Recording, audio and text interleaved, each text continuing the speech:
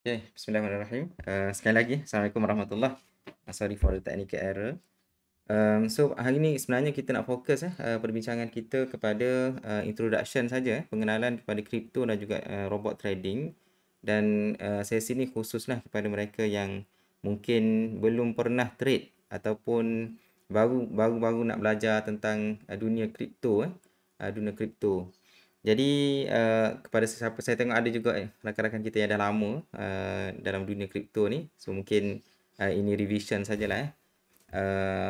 Penting sesi ni, okey, khususnya kepada mereka yang baru, kerana kita nak dapat gambaran gambaran big picture dulu, apa itu kripto, dan juga dan kita akan bincangkan juga tentang robot trading. Macam mana, apa beza antara manual trade dengan robot trading. So itu benda yang kita akan bincangkan pada hari ini. Okey, dan fokus kita sebenarnya adalah untuk kita cuba untuk create sumber pendapatan pasif. Ini benda yang ultimate objective lah bila kita terlibat dengan kripto plus robot trading. Okey, kalau kripto sahaja, kalau kita trade kripto secara manual, dia tak akan jadi pasif lah. Okey, unless kita invest. Tapi bila kita invest dalam kripto pun dia ada risiko-risiko juga, kita nak kena tahulah. Okey, tapi kalau kita trade robot, menggunakan robot, dan kita trade pasaran kripto, di sana ada peluang yang agak besar lah untuk kita create create passive income daripada pasaran kripto. Okey, terlebih dahulu disclaimer dulu, mungkin tuan-tuan boleh baca sepintas lalu disclaimer ni sebelum saya meneruskan. Okey. So ini hasil pembelajaran apa kita punya objektif di hujung sesi ni nanti, mungkin kita ambil sejam je, tak nak lama-lama. Okey, di akhir sesi ni insya-Allah semua peserta akan dapat satu, menghuraikan sejarah mata wang. Okey, kita nak tahu apa itu kripto, macam mana sebenarnya kripto, dan sejarah-sejarah yang berlaku sebelum tu. Yang kedua, kita nak menjelaskan dari segi hukum halal haram berkaitan dengan kripto, yang saya rasa sangat-sangat penting. Okey, sebelum kita terlibat dengan mana-mana instrumen pelaburan. Antara soalan yang paling penting lah untuk kita tanya diri kita sendiri adalah, apakah hukum terlibat dengan sesuatu pelaburan itu. Ini sesuatu yang sangat penting lah, especially untuk permulaan. Sebabnya bila kita dah biasa, bila kita dah join lama sesuatu instrumen pelaburan itu, bila kita dah ada pendapatan secara tetap contohnya, okey, agak susah lah untuk kita berhenti. So ramai di kalangan rakan-rakan trader forex kita, in fact daripada kalangan ustaz-ustaz sendiri pun, bila terlibat dengan sorry lah kalau ada trader forex dalam ni. So bila dah lama kita trade forex, okey, tiba-tiba banyak fatwa yang keluar, fatwa-fatwa semasa dalam dan juga luar negara yang mengharamkan trade forex. Jadi bila dah lama terlibat dengan forex tu, dia akan rasa susah untuk lepaskan. Itu benda yang kita kena be aware lah. Khususnya bila kita terlibat dengan kripto pun, ada isu halal haram yang nak kita kena tahu, dan kita nak kena faham sebelum kita terlibat lah, supaya bila kita ditanya di padang mahsyar nanti, at least kita ada hujah kita kenapa kita terlibat dengan benda ni. Okey, so insya-Allah kita akan bincangkan juga nanti. So yang ketiga, kita akan bincangkan tentang kelebihan pasaran kripto. Saya tahu ada mungkin kalangan kita yang biasa dengan pasaran lain, pasaran FCPO ke, ataupun mungkin daripada forex ataupun saham dan sebagainya. Jadi apa kelebihan kripto ni berbanding dengan pasaran-pasaran yang lain? So insya-Allah kita akan bincangkan juga secara superficial insya-Allah. Yang keempat, menjelaskan tentang perkara asas dalam robot trading. Sebagaimana yang saya sebut tadi, objektif kita adalah untuk kita create passive income daripada pasaran kripto. Jadi untuk kita create passive income itu, caranya adalah dengan kita automate dia. Kita automate menggunakan robot AI lah, artificial intelligence. InsyaAllah kita akan bincangkan juga. dan seterusnya membincangkan tentang kelebihan robot trading lah. Apa kelebihannya berbanding dengan kita trade secara manual. Okey, jom kita bincang berkenaan dengan evolution of money. Walaupun disclaimer dulu ya. Walaupun kita sebut di sini, saya copy paste daripada dreamtime.com ni, gambar ni. Sebenarnya kalau kita Google banyak lagi gambar-gambar lain evolution of money, walaupun dipanggil money, tapi sebenarnya dalam gambar ni tak semua kita boleh katakan sebagai duit lah. Okey, kalau kita tengok sejarah awal-awal dulu, kalau kita tengok dari segi fosil dan sebagainya kan, dulu manusia menggunakan physical object lah, sama ada batu ke ataupun precious metal, benda-benda yang dihargai lah zaman dulu. In fact ada yang menggunakan kulit kerang sebagai mata wang dulu, zaman-zaman dulu lah. So benda ni kalau kita tengok sejarah memang ada lah. Okey, seterusnya manusia bertukar kepada sistem barter system. Okey, yang mana kalau saya ada ayam, contohnya saya nak tukar dengan, saya nak makan ikan, so saya tukar ayam saya dengan ikan, dan begitulah seterusnya.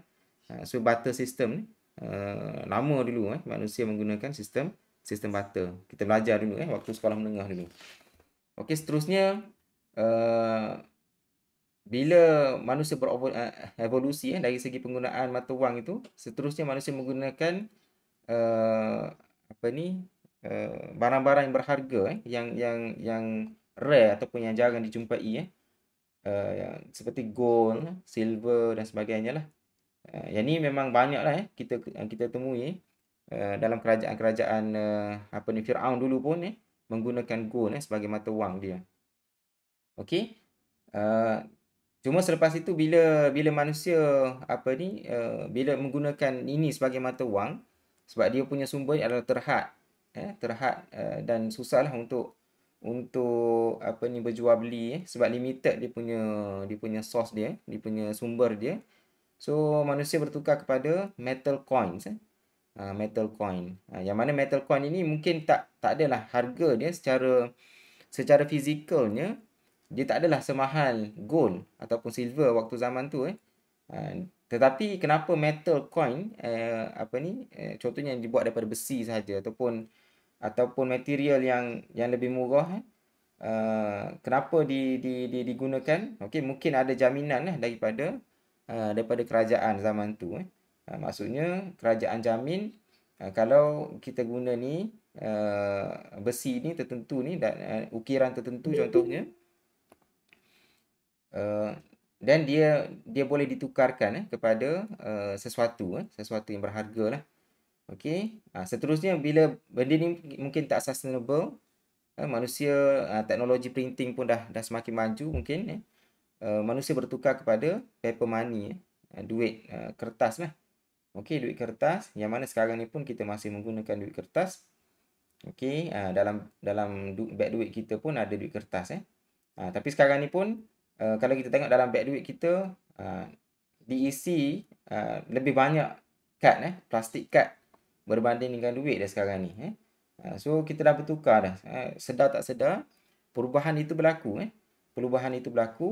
daripada cash dalam bentuk physical paper macam ni, dia dah bertukar ke dalam bentuk plastik kad. Okey, tetapi konsep dia sama juga dari segi nilai. Nilai tu sama jugalah. Maksudnya kalau dekat sini kita menggunakan RM, so dalam kad-kad ini pun ada nilai tu sendiri currency tu. Okey, kad kredit ataupun kad debit lah. Okey, dan manusia sekarang ni sedar tak sedar dah berada di fasa ni lah. Sebenarnya kita dah semakin meninggalkan fasa ni pun electronic money yang mana duit kita jarang dah bawa duit banyak-banyak dalam kita punya wallet kita duit kita berada dalam bank yang mana dalam bank itu dalam bentuk digital. Okey, dalam bentuk digital. Cuma yang ni dia ada risiko lah, ada dia punya keburukan dia. Kalau kita Google, kita study sikit, dia ada keburukan dia lah. Okey, electronic money ni kita tak kan ada kalau kita follow berita beberapa minggu yang lepas rasanya ada yang laporkan dia punya duit dalam bank tiba-tiba tak ada. Ada orang macam dia sebenarnya dia yakin lah dalam bank dia tu ada duit. Tapi tiba-tiba tak ada. Lepas tu dia pergi ke bank. Kalau tak silap saya Maybank ke? Okey. So dia pergi ke bank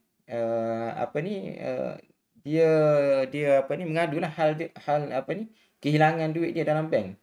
Tapi nak diringkaskan cerita, pegawai bank tu sendiri dia trace, dia tak jumpa. Dia tak jumpa duit ni macam mana dia boleh keluar. Sedangkan pemilik duit tersebut dia kata dia tak pernah keluar. Tapi bank tu sendiri kata tak ada, tak boleh trace. So itu benda yang risiko lah bila kita bergerak maju ke hadapan dalam dunia IT ni. Okey, kita punya duit itu dalam bentuk angka je, dalam bentuk angka sahaja, yang mana kalau tak kena cara duit kita tu mungkin boleh lesap anytime. Tapi of course lah sekarang ni bank-bank kita adalah tahap security dia, ada tahap security dia yang sesuai dengan zaman sekarang. Cuma di zaman masa depan mungkin benda tu dah tak dapat nak cater isu hacking dan sebagainya, electronic money ni itu risiko-risiko dia lah. Okay, that's why sekarang ni manusia dah bertukar, okay, dah berubah slow-slow. Sebenarnya lama dah dari tahun 2009 lagi. Waktu ni mungkin awal-awal Bitcoin diperkenalkan lah. Okay, waktu tu mungkin tak ramai lagi yang appreciate Bitcoin pada waktu tu dengan harga yang sangat murah. Okay, sehingga kan ada yang beli pizza dengan harga berapa? 2 Bitcoin ke? Yang mana harganya sekarang ni kalau ditukarkan dalam bentuk RM sekarang ni mungkin dah berjuta-juta. So satu pizza saja waktu tu. So manusia tak menghargai pada waktu tu tahun 2009, 2010 awal-awal dulu. Kalau kita tengok chart Bitcoin pun dia mungkin saya boleh tunjuk lah. Kalau ada sebarang soalan mungkin boleh tanya terus. Kita santai-santai je pada hari ni. Okay, kalau kita tengok Bitcoin punya sejarah. Okey, tuan-tuan kalau tak biasa lagi dengan TradingView, boleh pergi je tradingview.com. Okey, lepas tu klik pada chart Sorry lah siapa-siapa yang dah biasa kita nak demo kepada orang yang baru tradingview.com. Okey. Bagusnya tradingview.com ni untuk pasaran kripto, dia tak perlu subscribe pun Dia live Okey, so pergi ke tradingview.com and then klik pada chart. Okey, so search saja dekat sini. Kita search apa? Bitcoin Bitcoin. Adalah keluar dekat sini So BTC USDT biasa dia punya ringkasan Okay, BTC USDT. So dia akan banyaklah keluar dia punya chart daripada exchange yang berbeza. Okay, so boleh klik pada Binance contohnya Okay, so keluarlah dia punya chart macam ni. Okay, so kita tengok dia punya sejarah dia. Bila sebenarnya Bitcoin ini menjadi fenomena Okay, dia tak ada sejarah belakang. Sebenarnya dah lama lagi ni. Okay, cuma waktu tahun 2017 tu dia membuat penurunan. Okay, dia turun dan naik, turun sideways. Okay, so mungkin pada tahun 2020 lah. Okay, 2020 dia start naik naik kembali dengan exponential punya kenaikan lah. Dan dia naik, dia turun, and then dia naik balik pada pertengahan tahun 2021. Dan sekarang ni dia turun dan ada nampak tanda-tanda untuk dibuat kenaikan lah, walaupun pattern sekarang ni kalau kita belajar chart pattern ini support strong support.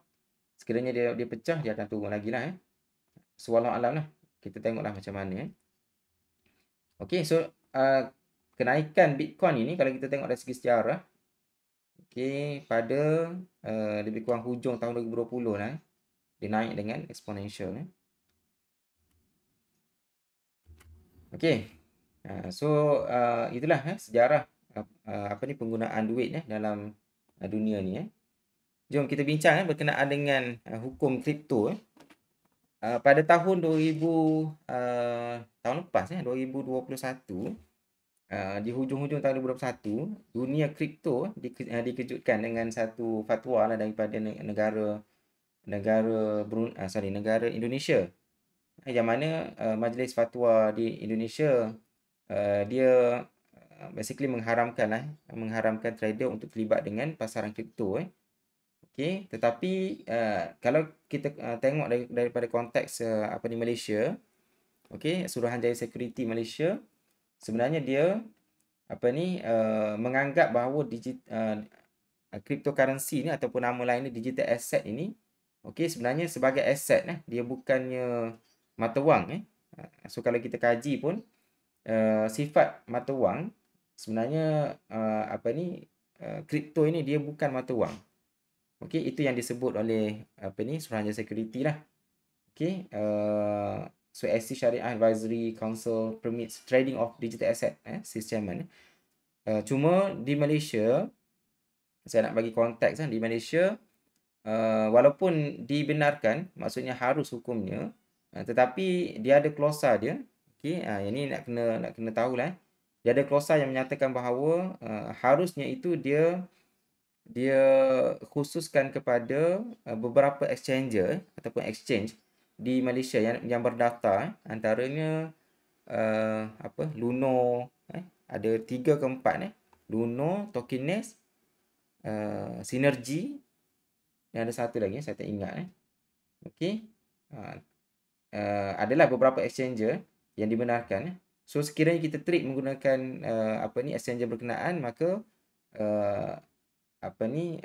Syariah Advisory Suruhanjaya Security menyatakan bahawa harus hukumnya.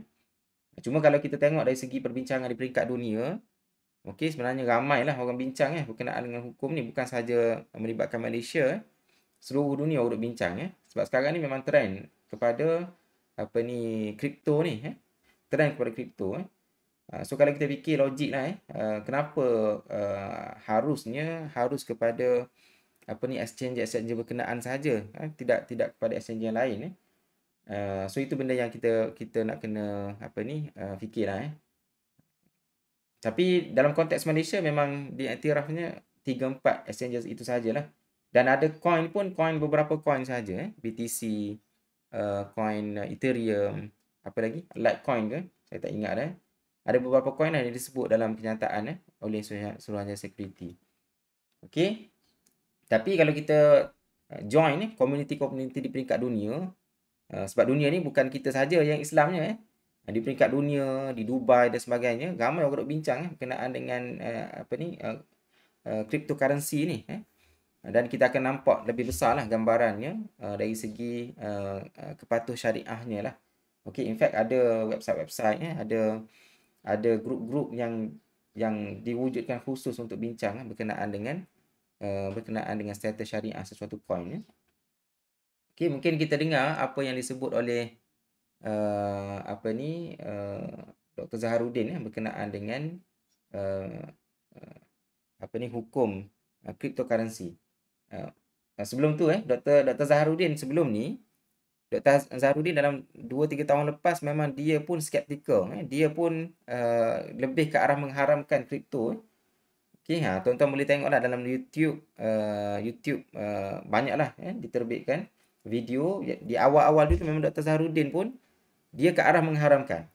Okey, tapi lately memang dia pun bersetujulah. So kita dengar apa yang di komen oleh Dr. Zaharuddin. Saya skip lah part awal-awal ni. Ya, jadi baru ini kita bukan ambil pick from thin air. Kita ambil kita ambil seperti syair itu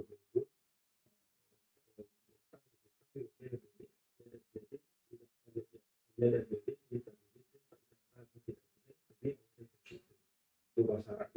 Nabi kata bila kamu tukar emas dengan atau gandum dengan mandi dengan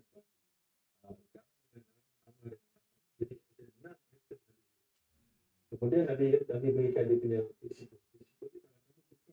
Ini 6 perkara ni di antara dengan jenis Hendaklah kamu observe satu, dia kata dia ada kita mesti on the spot. On the spot basis maksudnya hand to hand dalam bahasa Inggeris. Jadi itu persoalan tentang pertanyaan tadi adalah Bantuan digital. Bantuan digital sekarang ni dia tidak dia tak jadi bantuan. Walaupun disebut cryptocurrency, tapi dia bukan currency. Sebenarnya macam Satoshi Nakamoto sebut dalam white paper dia untuk Bitcoin. Dia tak ada sebut dia sebagai currency. Dia sebut peer-to-peer untuk pembayaran. Jadi dia tak yang sebut currency ni dia tak sebut. Jadi adakah currency atau tidak? Bagi sebagai seperti 2020 dan apa pergi dari 2020. Kita bersetuju tak pergi dari kita dah setuju bahawa cryptocurrency bukan dia adalah aset digital. Aset digital ni maksudnya dia ada nilai yang tersendiri pada orang yang menghargai. Dan dia bukan batu wang sebab dia satu dia bukan legal tender. Dia bukan dikeluarkan oleh negara. Jadi oleh kerana itu kita tak tahu nanti dia ini pula di Malaysia dan sebagainya. Yang kedua, dia tidak widely accepted sebagai wang. Sebab ni kalau kita pergi dekat kedai-kedai, kita tak payah kopi ni pakai Bitcoin. Kemudian dia juga tidak cukup syarat untuk di-referkan. Mata wang punya ciri adalah store of value, unit of account. Jadi Bitcoin bukan unit of account. Nanti kita tanya, okay, kamera ni berapa Bitcoin?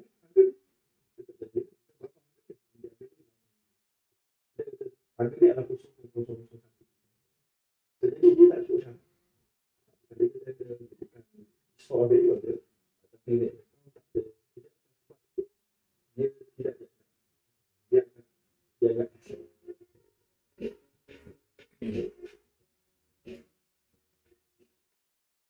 Okey, secara kesimpulannya, berdasarkan apa yang disebut oleh Dr. Zahrudin tadi, dia kata bahawa hukum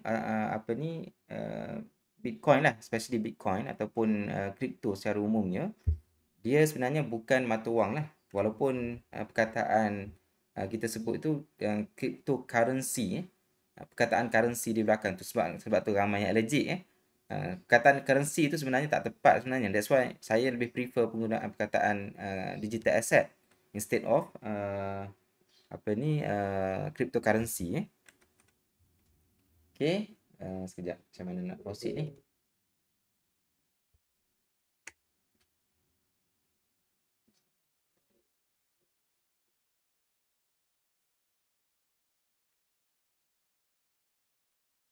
Sekejap, saya kena keluar slide je.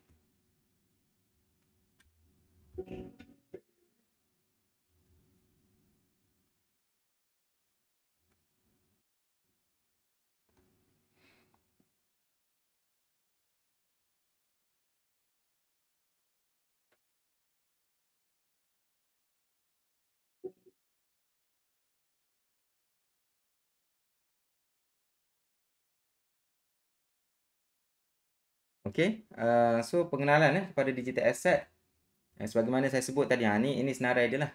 Senarai exchanges yang diluluskan oleh Suruhanjaya Security lah di Malaysia. Luno, KMS Global Sdn Bhd, sinergi dengan Tokenaze lah. Okay.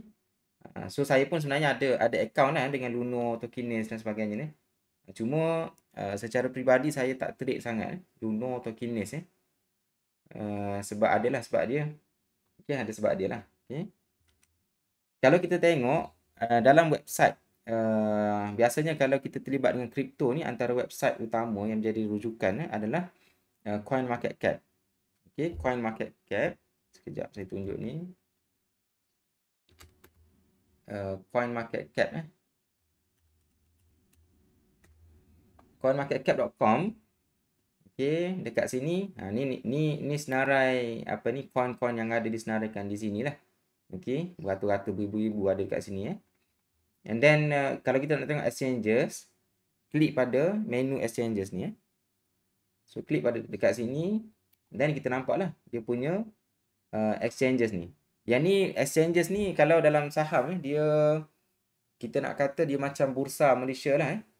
Yang ni contohnya nombor satu ni bursa. Yang ni mungkin stock market dekat US. Yang ni mungkin stock market di UK contohnya dan sebagainya lah. Jadi yang ni dipanggil exchange. Yang nombor satu sekarang ni dalam dunia sekarang ni adalah Binance. Dia punya pasaran kripto yang paling utama di dunia sekarang ni adalah Binance. Sekejap saya besarkan sikit. Okey, Binance. Okey, dan seterusnya lah. FTX, Coinbase dan sebagainya. Jadi kalau kita nak tengok yang Luno tadi, Luno berdaftar di Malaysia. Okey.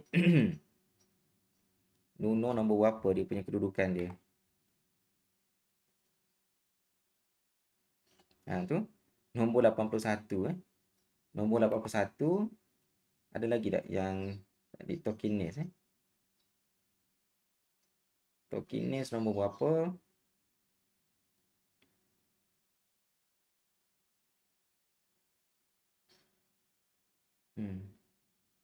Tak jumpa lagi Ada button search dekat atas ni. Okey.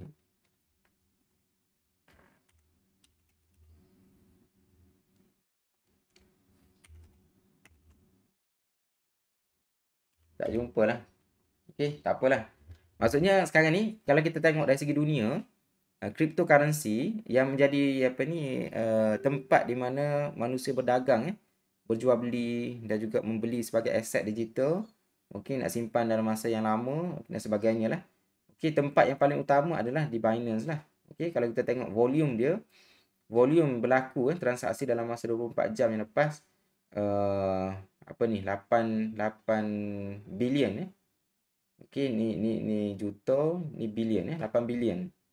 Okey, so dia punya pencabar di bawah dia adalah FTX So dia punya volume dia barulah 1 bilion Okey, so boleh tengoklah dari data dekat sini Cuma daripada banyak-banyak ni yang menjadi perhatian kita sebenarnya adalah kepada point nombor 1 ni, Binance, Coinbase Exchange dan juga Huobi Global. Okey, ingat nama 3 nama ni sebab kita akan bincangkan selepas ni Okey, maksudnya top 10 ini ada senarai top 10 ini ada 3 yang penting lah. Binance, Coinbase Pro dengan Huobi Global. Okey.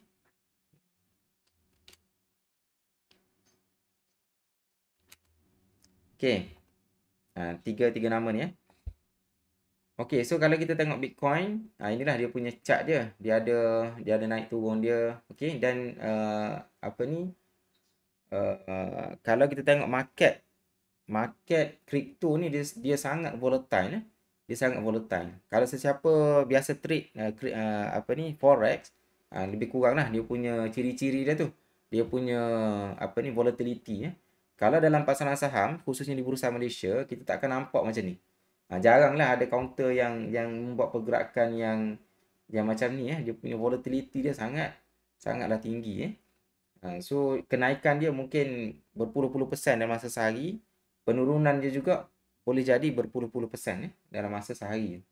Okey, so itu dia punya ciri-ciri lah ciri-ciri digital asset ataupun cryptocurrency pasaran cryptocurrency.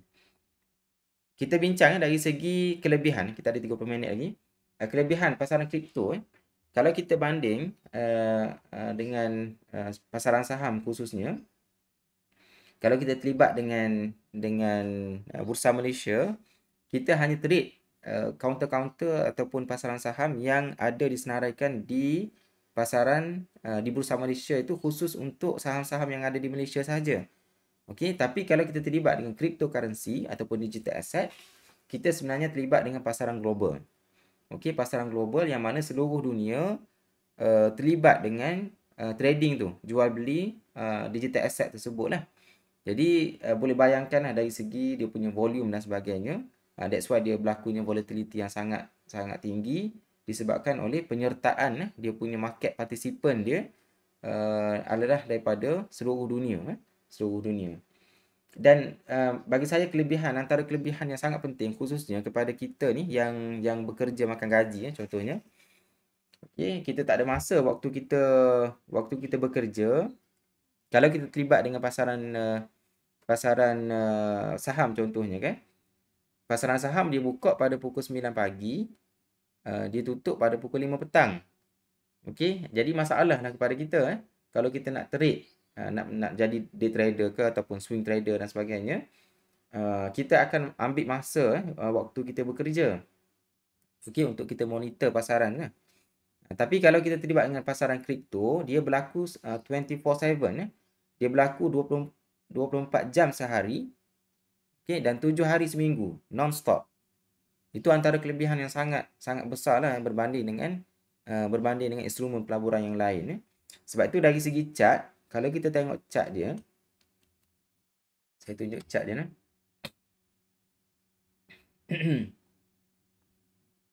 Antara perbezaan kalau sesiapa yang terlibat dengan saham contohnya ataupun FCPO, forex dan sebagainya. Forex mungkin sama juga 24/7 apa ni, kalau kita tengok chart dia Bitcoin ni, yang ni Bitcoin, dia punya harga tutup buka dia tak akan berlaku gap. Okey, dia tak akan berlaku gap up, gap down. Tak sama dengan saham. Okey, saham biasa saja. Kita tengok berlaku gap up, gap down kan. Tapi dalam kripto ni, nampak tak? Contohnya hari ni, pada 16 Mac ni, dia tutup dengan harga 41,000 ni. And then, the next day, 18 Mac, dia buka pada harga yang sama. Okay, sebab apa berlaku macam ni? Sebab dia punya pasaran ni 24/7. Dia berlaku secara berterusan 24 jam sehari, 7 hari seminggu dah. Okey, kalau kita tengok saham contohnya. Sekejap saya buka.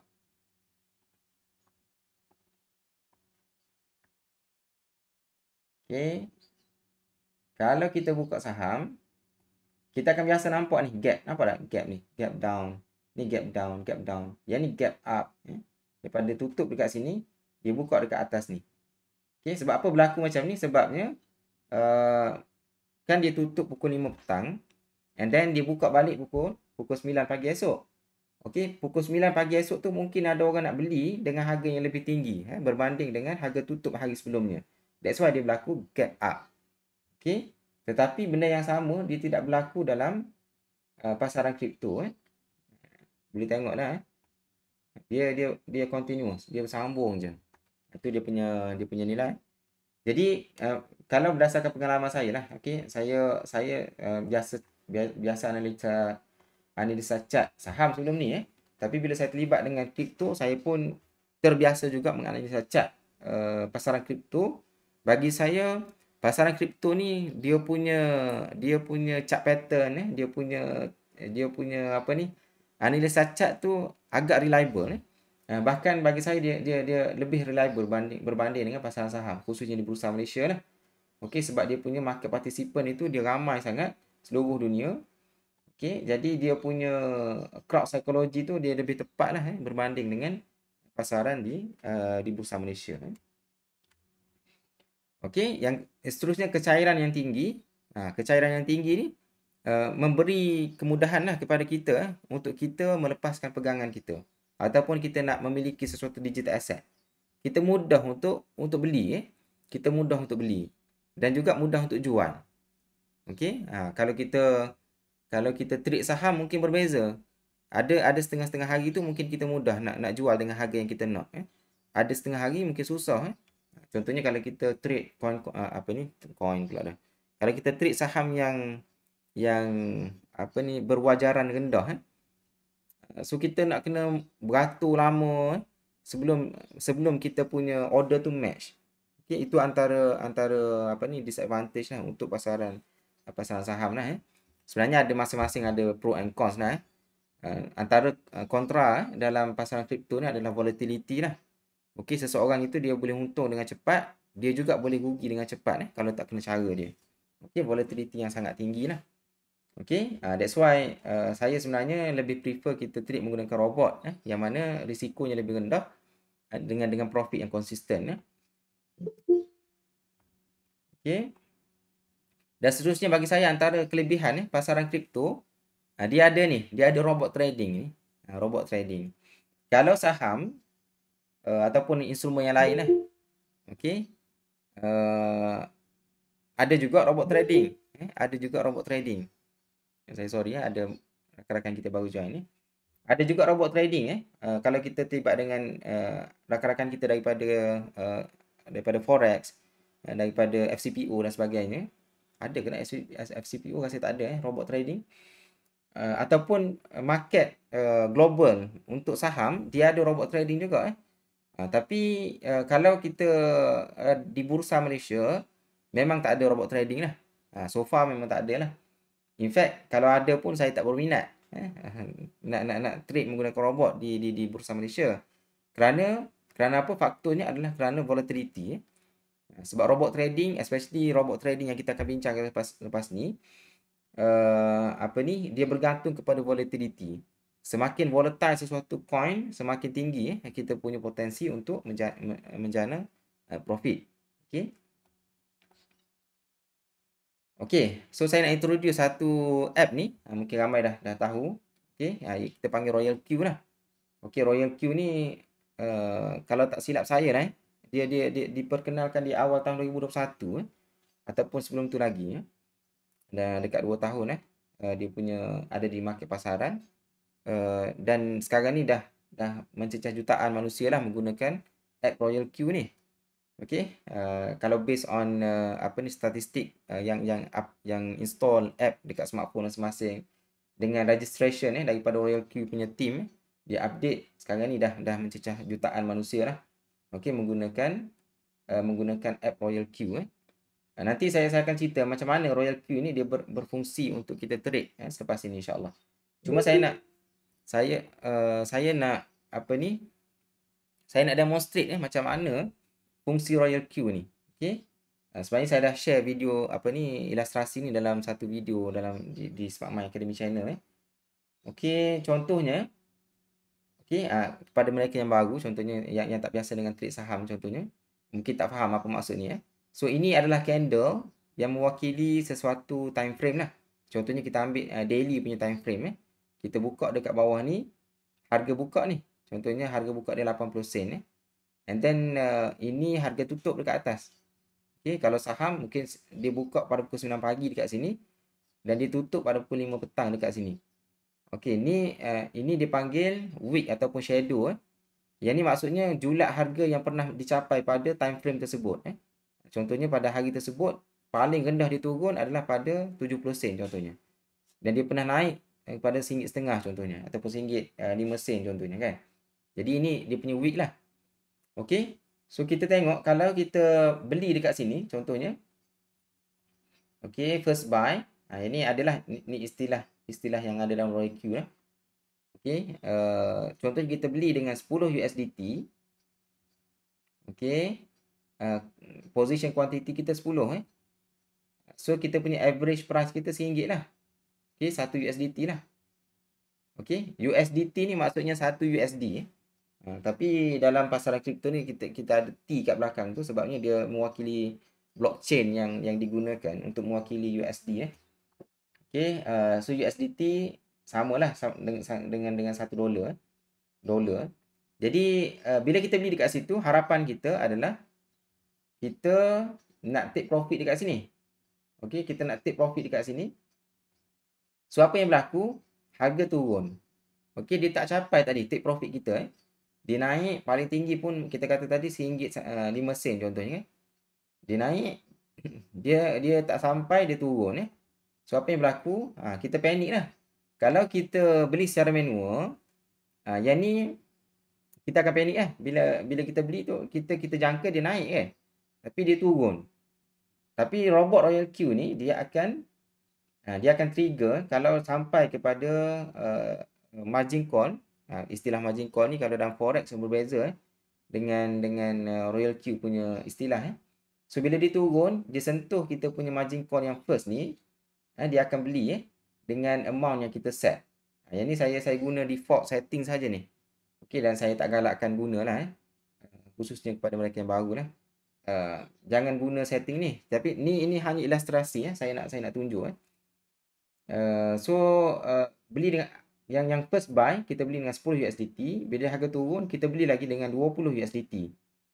Okey.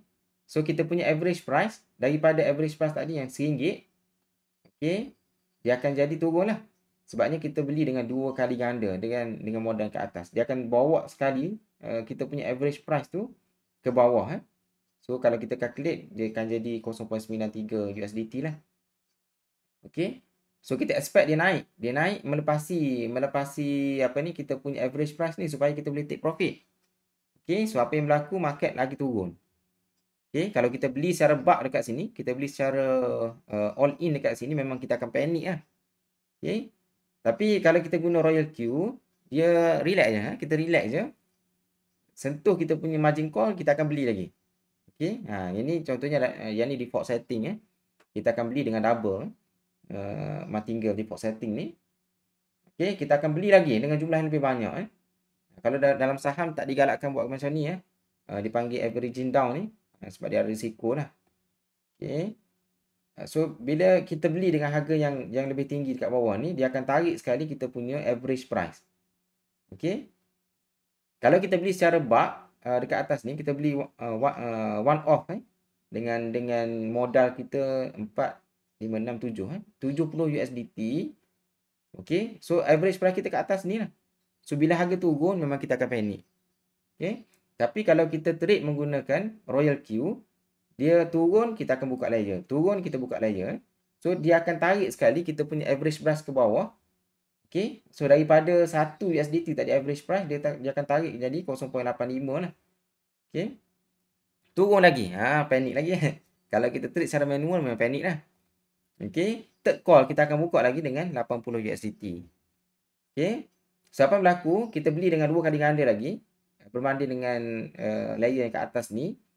Kita punya average price akan ditarik sekali, turun bersama-sama. Nampak tak? Kita punya modal sebenarnya dekat sini je. Okey, so jadi 0.767 USDT So turun lagi. Tapi okey, so sentuh kita punya fourth call.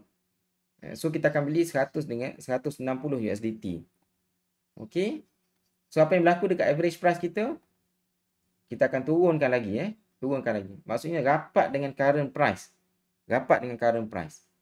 So kita punya target kita sebenarnya kalau kita nak suruh dia naik sikit je melepasi kita punya average price ni. Okey, dia turun lagi tak sentuh kita punya fifth call. So apa yang berlaku? Fifth call kat sini. Okey. Sekejap. So average price kita 0.67. Okey, dalam robot kita set target profit kita 1% iaitu 0.678. Okey, so harga membuat reversal sikit je. Bukan reversal ni. Okey, dipanggil mungkin rebound sedikit saja Mungkin dia downtrend sekarang ni. Dia tengah downtrend. Dia turun, kita buka layer, turun buka layer, turun lagi buka lagi. Bila dia berlaku rebound sedikit, yang mana dia melepasi kita punya take profit, okey, kita akan keluar dengan profit. Okey. Just imagine kalau kita beli dengan modal berapa ni? 160 campur 80 berapa? 240 kan? 280 berapa tadi? 280 310 USDT kalau kita beli secara all in dekat atas ni. Dekat bawah ni memang kita akan panik walaupun berlaku rebound sedikit dekat sini. Kita akan panik sebabnya kita punya modal kat atas ni. Okey, kalau kita keluar kat bawah ni kita akan keluar dengan rugi lah. Okey, tapi kalau kita guna Royal Q, kita guna robot trading, okey, bila harga turun kita beli, turun lagi kita beli, kita akan tarik sekali dia punya average price. Okey, so bila dia rebound sedikit saja kita akan keluar dengan profit. Okey, cuma yang ni saya nak maklum awal-awal ini adalah setting default lah. Okey, dan dia sesuai kepada orang yang ada modal yang sangat banyak. Okey, kalau default setting tu dia 7 layer. Kita calculate dalam modal kita kena ada dalam 10,000 RM. Barulah kita boleh survive untuk 7 layer. Okey, penurunan 7 layer. okey, kita boleh survive lah. Tapi kalau harga turun dengan laju, okey, kalau kita terlepas dengan 7 layer tu dia tak sempat nak buat rebound, kita akan ada risiko untuk kita lekat kita punya modal dekat atas. Okey, itu kita akan bincangkan detail nantilah. Okey, sekiranya tuan-tuan join nanti Okey, so sekarang ni saya ada introduce tadi Royal Q dan juga saya ada sebut tentang exchanger yang mana robot boleh boleh trade So Royal Q ni dia ada basically ada 3 saja exchanger yang dia boleh API binding, yang dipanggil istilah dia API binding, yang mana dia control kita punya duit kita, modal kita sebenarnya dekat sini. Dekat exchanger tadi, exchange kita ada Huobi, kita ada Binance, tapi Binance ada isu dekat Malaysia. Suruhanjaya Security ada keluarkan alert hari tu So basically kita guna Huobi lah sekarang ni Jadi 3 okey, exchanger Huobi, Binance dengan Coinbase Pro Jadi app Royal Q ni dia hanya sekadar app saja. Okey, dia robot yang mana bantu kita untuk trade dekat Huobi. So modal kita sebenarnya ada dekat Huobi ataupun dekat mana-mana exchange lah. Exchange Binance ataupun Coinbase Pro dan Huobi lah. Okey, modal kita sebenarnya dekat sini. Royal Q dia tak boleh ambil duit kita daripada exchange ni. Dia hanya diberi kuasa untuk bantu kita untuk urusan transaksi jual dan juga beli saja. Okey, dia tak boleh nak curi duit kita Itu dia punya ni lah. Dan exchanger ni pun dia ada syarat-syarat dia sebelum sesuatu app tu boleh di API binding kan. Okey, kalau app tu app yang mengarut memang dia tak akan bagilah. Okey. Dan Royal Q ni dah 2 tahun di pasaran. Sekarang ni dah berjuta orang guna. Okey, dan saya boleh katakan ramai orang yang dapat profit menggunakan Royal Q ni Jadi dekat Huobi kita akan deposit modal kita dan berlaku transaction jual dan beli berlaku dekat Huobi tapi dibantu oleh Royal Q So dekat Huobi ni dia ada sedikit brokerage fee lah. Okey, yang mana minimal lah sedikit berbanding dengan kita trade saham lebih tinggi dia punya brokerage fee Okey, dekat Royal Q kita guna Royal Q hanya untuk bantu trade saja. Dia tak akan dapat sedutlah duit kita, modal kita dekat exchange. Okey. Dan dia tak pegang aset ataupun duit kita unless kita masukkan duit kita dalam wallet. Dekat Royal Q kan dia ada wallet ni.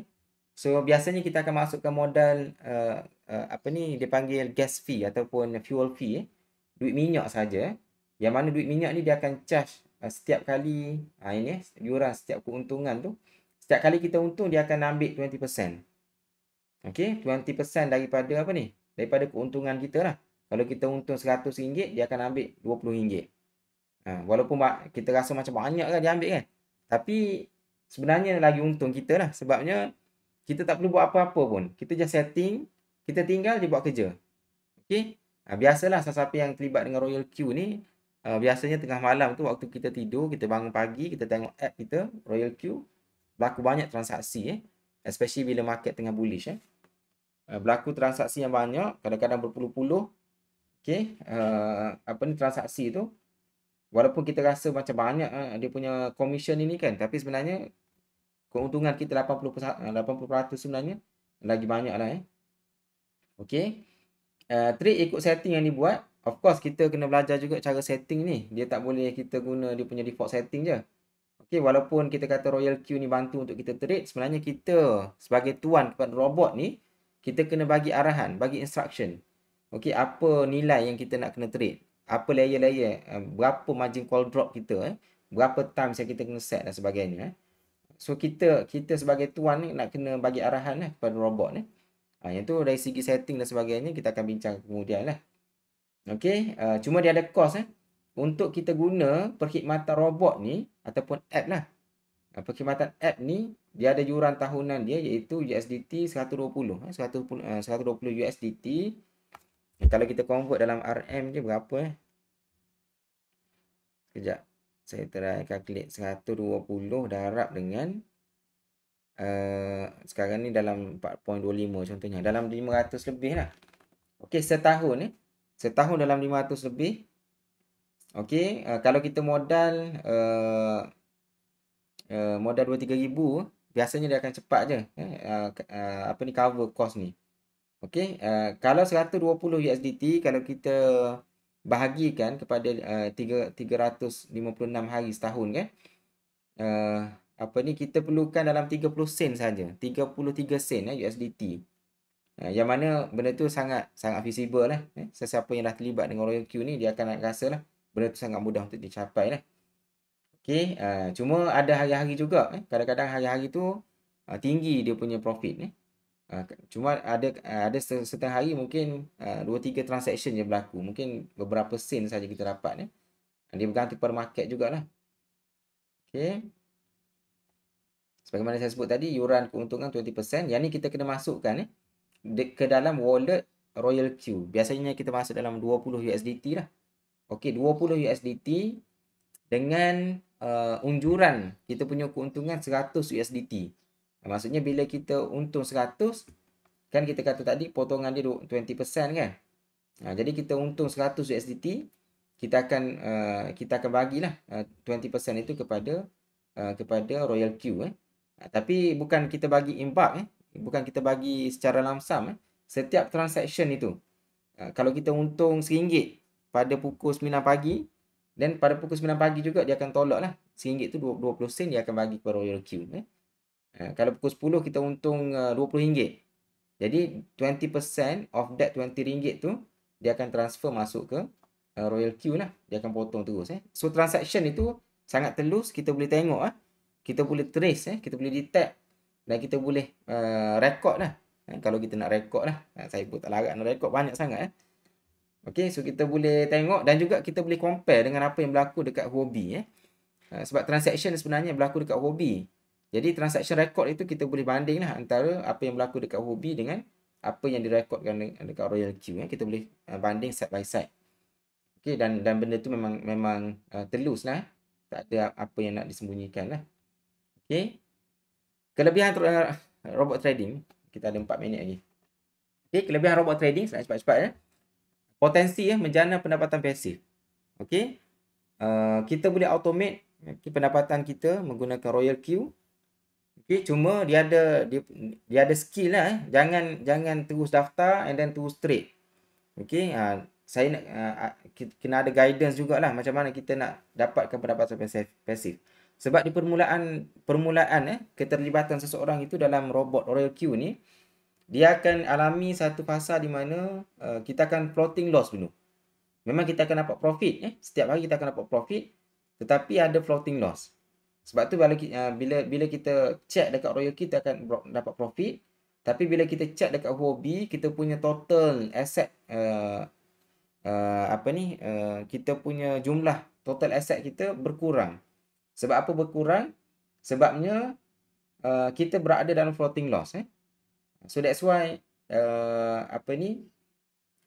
kita kena tahulah dia punya trick dia.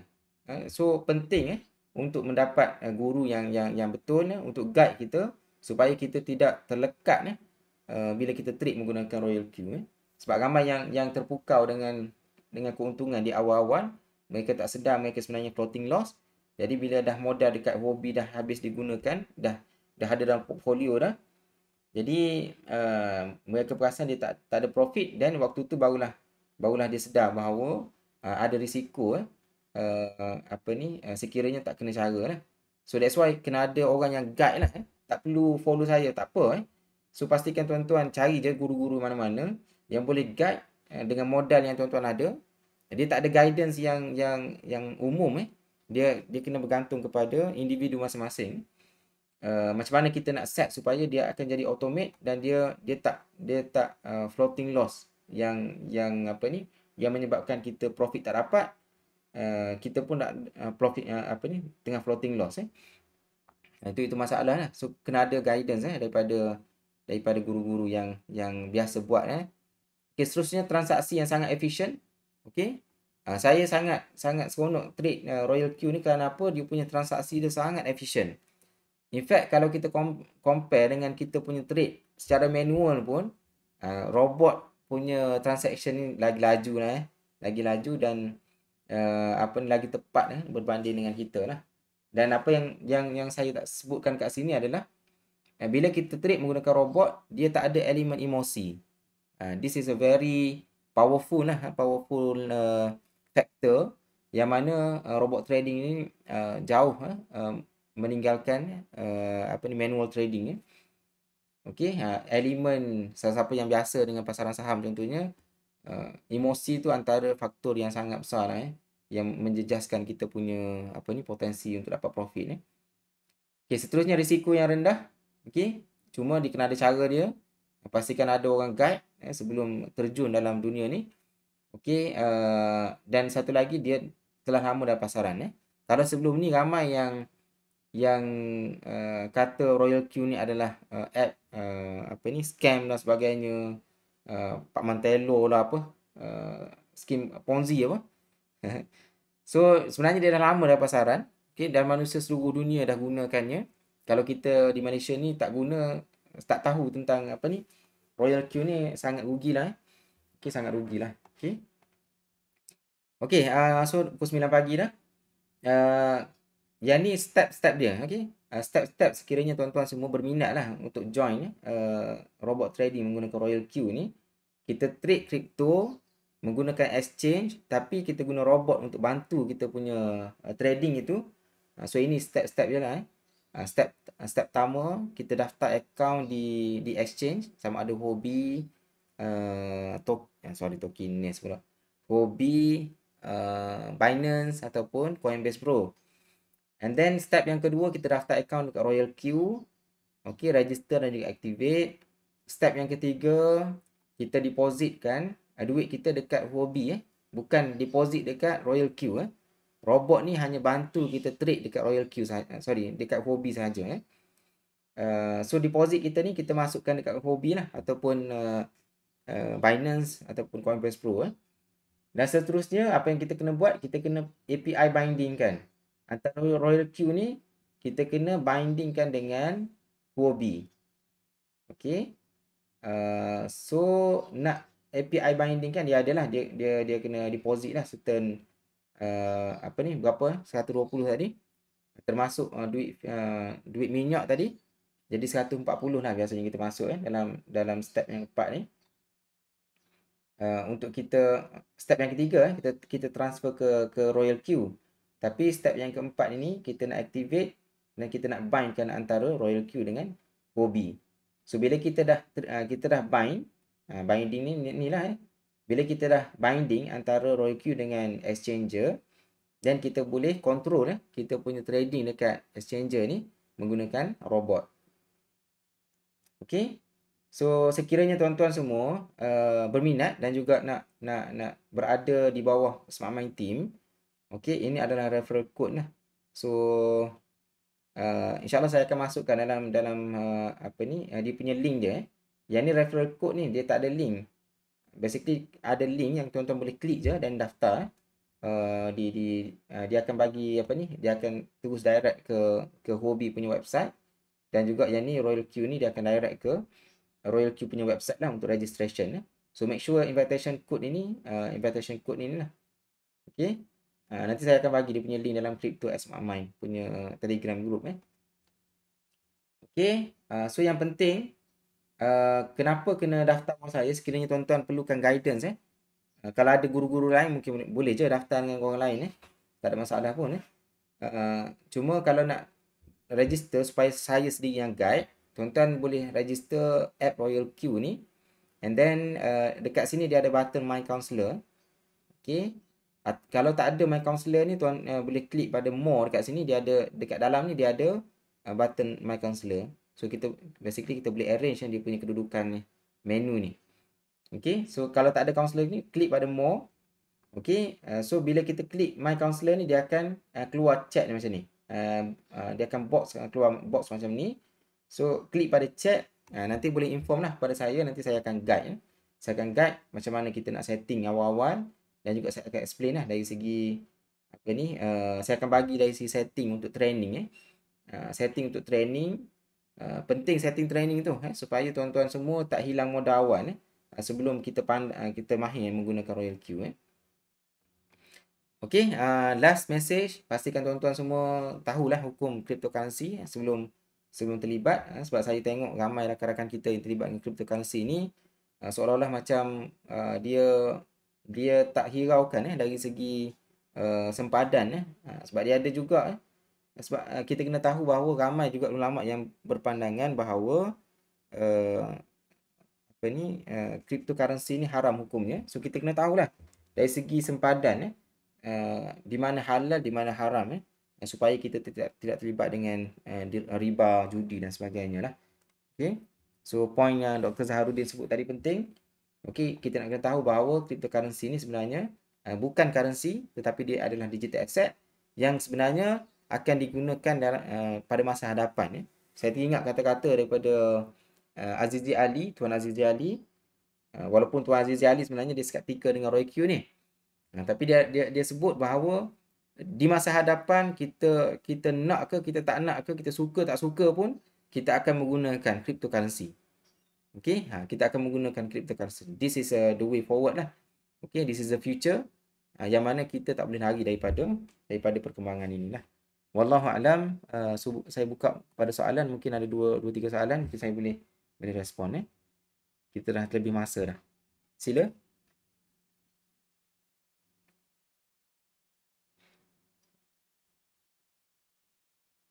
Okey, dekat chat ada Tuan Koko Berapa jumlah minima untuk trade? Okey, jumlah minima ni dia dari segi kos sebagaimana saya sebut tadi 120 untuk sewa robot setahun dan 20 USDT tu dia kos tabung untuk kita bayar gas fee kepada Royal Q setiap kali kita dapat profit. Okey. Dia dapat profit saja yang dia akan potong kita punya dalam wallet kita dekat Royal Q Kalau kita keluar dengan rugi ataupun kita tak dapat profit, dia tak akan potong. Okey, yang 20% tadi dia akan potong bila kita keluar dengan profit sahaja. Itu dia punya ni lah. Okey, soalan berapa jumlah minima untuk trade? Susah sikit nak jawab soalan ni. Tapi untuk permulaan saya katakan bahawa kalau dulu sebelum ni kita sentiasa suggest RM1,000 je. Tapi perkembangan terbaru ni Royal Q dia suggest supaya kita start first buy in amount. Yang ni tadi kan? Yang ni. Yang first buy ni dia start dengan 15 USDT. Ada sebab dia. Okey, 15 USDT menyebabkan modal 1,000 memang tak cukup. Sebab 1,000 tu mungkin berapa layer saja kita boleh create, tak sampai 10 layer pun dengan first buy in amount ni 10 USDT, 15 USDT. Jadi bagi saya dalam 2,000 kot minimal dalam 2,000 supaya kita boleh create banyak layer. Okey, dan dalam proses kita belajar tu kita sempat tahu, kita sempat mahir lah. Kita sempat mendalami dari segi istilah-istilah, dari segi setting dan sebagainya. Bila kita nampak rentak tu barulah kita boleh top up lah. So saya suggest jangan masukkan lebih daripada 2,000 lah untuk permulaan. Wallahualam. Ada lagi ke soalan?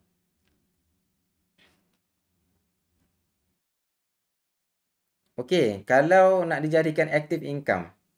Active income ni apa maksud dia tu? Maksud dia kita trade secara manual ke? Jawabnya boleh. Sebab dalam Royal Q tu dia ada button untuk kita buy and sell secara manual. Dia ada button dia. So kita boleh buy anytime, kita boleh sell anytime. Cuma bila kita terlibat, satu peringatan bila kita jual, bila kita beli, contohnya kita beli satu coin, Bitcoin contohnya, menggunakan app Royal Q, kita jangan, kita kalau boleh elakkan, sekejap. Ni kan, kalau kita trade menggunakan Royal Q, contohnya kita beli Bitcoin menggunakan Royal Q, jangan kita beli coin yang sama di Huobi. Okey, sebab dia akan mengganggu urusan robot ni. Saya tak pernah kena denda lah, tapi ada orang kata kita akan kena denda sebab Royal Q dia akan anggap bahawa kita macam tak nak bayar gas fee tadi. Kita jual secara manual contohnya. Kita beli dengan Royal Q tapi kita jual secara manual dekat Huobi. So Roy Q dia akan detect sebagai macam nak apa ni, nak elak daripada bayar gas fee. So mungkin kita akan kena denda lah. Saya secara personal saya tak pernah lagi. Okay, tapi ada yang mengatakan macam itulah.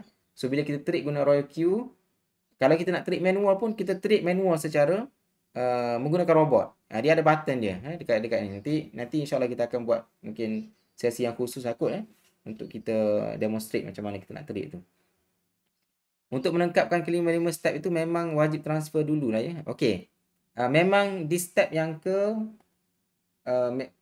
ketiga ni, sebabnya untuk kita activate robot Royal Q,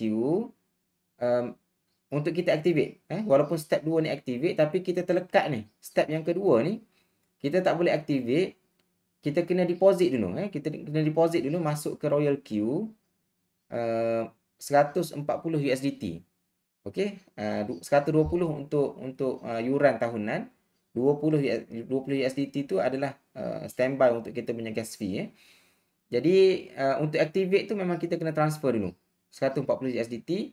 Bila kita activate, kita punya wallet dekat Royal Q akan tinggal 20 USDT lah. Selepas deposit, kita boleh tambah lagi tak deposit? Boleh. Anytime lah. Kita tambah deposit dekat ni dekat Huobi ataupun dekat exchange lain lah, Binance ataupun Coinbase Pro. Kita tak tambah duit kita dekat sini. Walaupun kita ada wallet kita dekat Royal Q ni. Okey, kita ada wallet kita ada address kita masing-masing. Kalau kita nak minta derma dan sebagainya, kita boleh bagi je kita punya wallet address tu. Tapi saya tak galakkan lah you all masukkan duit dalam sini lah, sebab tak ada faedah pun. Okey, unless kita nak top up kita punya duit minyak. Bila duit minyak kita berkurang, Royal Q akan bagi reminder lah. Kita kena top up. Dan waktu tu kita deposit dekat Huobi dan transfer masuk ke Royal Q untuk kita masukkan dalam wallet. Okey, adakah profit lebih banyak kalau kita buy lebih daripada dua jenis coin? Okey. Yang ni soalan yang sangat penting ni. Okey, untuk pemula bahasa Indonesia, untuk mereka yang beginner, saya tak galakkan saya kalau guna istilah tak galakkan tu nampak lembut sangat sebab apa saya kena tegaskan benda ni. Ada yang tak follow saya punya instruction ni menyebabkan dia sangkut, saya nak kena bantu. Saya kata jangan trade banyak coin, especially untuk yang baru mula. Tiba-tiba saya tengok apa yang dia buat, modal dengan saya minta maaf kalau dia ada dalam ni, saya minta maaf. Ini mungkin untuk pengajaran semua. Saya kata modal dia dalam RM5,000. Saya kata jangan trade banyak jangan trade banyak. Banyak kali saya ulang. Tapi tengok-tengok dia trade sampai 23 coin. Ya Allah, saya kata 23 coin. Memang dia sangkut. Memang dia sangkut. That's why untuk pemula untuk beginner, saya galakkan supaya trade satu coin je. Nanti tuan-tuan dah daftar, nanti saya akan bagi suggestion lah coin apa yang tengah volatile, tengah sesuai untuk dibeli. Okey, dan saya akan cuba guide lah. Okey, maksimum kalau gatal tangan sangat nak beli, duit banyak sangat contohnya, maksimum 2 coin. Okey, maksimum 2 coin. Bila kita dah mahir dari segi setting, kita tahu dia punya trik dan sebagainya, tak ada masalah nak trik banyak pun. Okey, sebab ada sifu-sifu yang trik banyak. Walaupun saya sendiri, kalau saya trik pun saya trik dalam 3 coin je maksimum. Okey, tu pun dah banyak lah. Dan senang untuk kita monitor lah. Okey, ada lagi ke soalan?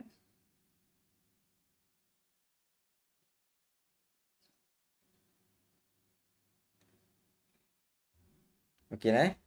So kita dah lebih masa dah. Saya minta maaf pada semua. Kita janji sejam je. Saya tak nak buat lama-lama sebab kita pun ada komitmen masing-masing. Okey, macam mana nak semak coin aktif ataupun tidak? Okey, nak semak coin aktif ataupun tidak. Dekat market apa tadi? Coin market cap tadi dia ada dia punya statistik dia. Mana coin yang paling aktif dan sebagainya. Dia adalah cara untuk kita tahu coin yang mana yang tengah aktif. Okey, selain daripada tu sebenarnya dia bukan bergantung kepada coin yang aktif saja. Dia ada kriteria lain lah yang kita nak kena tengok. Kalau coin yang membuat downtrend, kalau boleh kita cuba elakkan lah. Okey. So antara kriteria penting adalah coin tu dia secara umumnya dia membuat uptrend. Walaupun mungkin at the current moment dia membuat downtrend, tetapi kalau kita buka chart yang lebih besar, secara umumnya dia tengah membuat uptrend. Itu antara syarat dia lah.